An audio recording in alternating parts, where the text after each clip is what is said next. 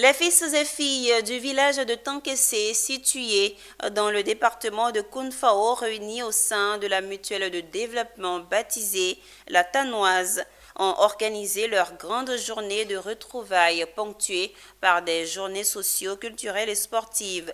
Le point essentiel de ces retrouvailles était la grande assemblée générale pour parler de la question du développement, mais surtout de la question de l'orpaillage qui inquiète la mutuelle et les populations. Suivant le compte rendu de Anissé Kouadio, notre correspondant régional.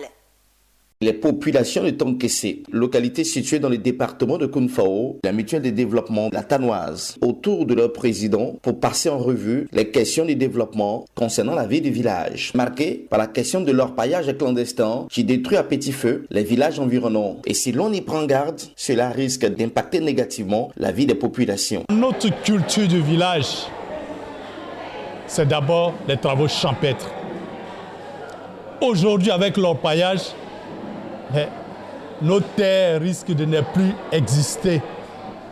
Les parents n'auront plus d'activité à mener. Pour parer ce fléau, il faudrait que nous soyons un pour mettre une barrière contre l'orpaillage, en général même je dirais, et clandestin en particulier. Nous disons non à l'orpaillage.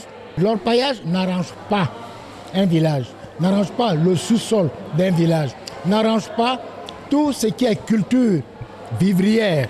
Ça fait peur aux femmes de Tankessé parce que nous imaginons les dégâts que ça peut causer. Vous savez, ici, nous avons beaucoup de collèges.